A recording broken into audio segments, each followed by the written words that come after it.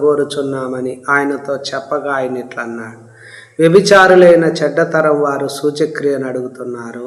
యోనాను గూర్చిన సూచక్రియే కానీ మరి ఏ సూచక్రియను వారికి అనుగ్రహింపబడదు అన్నాడు. ఈ మాట ఎందుకు యేసు అన్నాడు? దీని వెనుక ఉన్న దేవుని ఉద్దేశం ఏమి? ఇప్పుడు హేరోదు జీవితంలో చూసినప్పుడు ఆయనకు చాలా సంగతులు విన్నాడు. ఏదైనా ఒక సూచక్రియ చూడాలని బహుకాలం నుండి చూడగొన్నాడు. ఏమి అతని సూచక్రియలు అతని జీవితాల్లో కనపడలా. యేసును చూసినప్పుడు చాలా ప్రశ్నలు వేసినాడు. మౌనంగా యేసు ఉండిపోయినాడు.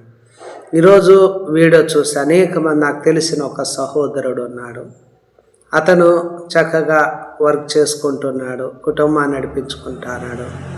అనేక సార్లు మందిరానికి వెళ్తున్నాడు. కానీ దేవుడు అనేక సార్లు సేవకుల ద్వారా, ఆ రోజు యోహాను వెళ్ళి హేరోదును గద్దించినట్లు అతను కూడా సేవకుల ద్వారా ఎన్నోసార్లు దేవుడు గద్దించాడు, ఖండించాడు, బుద్ధి చెప్పినాడు.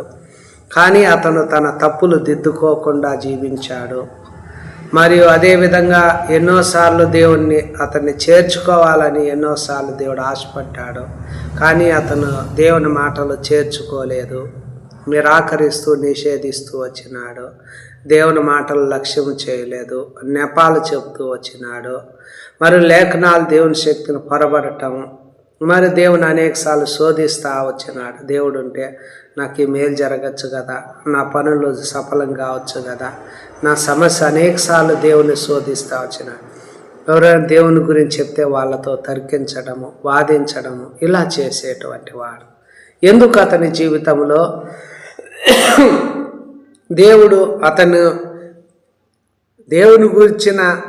దేవుని గూర్చిన సంగతులు చాలా విన్నాడు.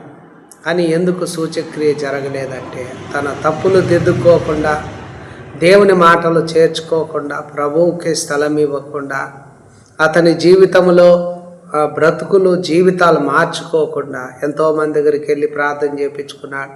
అనేక స్థలాలకు వెళ్ళాడు, చర్చిలకు వెళ్ళాడు, పెద్ద పెద్ద పాస్టర్ల దగ్గరికి వెళ్ళి ప్రార్థన చేయించుకున్నాడు.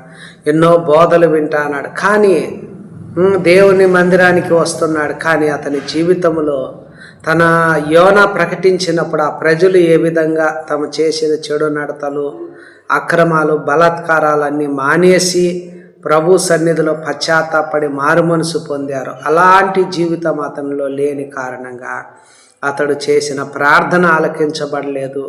అతని జీవితంలో ఎలాంటి సూచక్రియలు జరగలేదు, మేలులు జరగలేదు. చివరకు దేవునికి విరోధంగా నేరాలు మోపే వ్యక్తిగా మారిపోయాడు.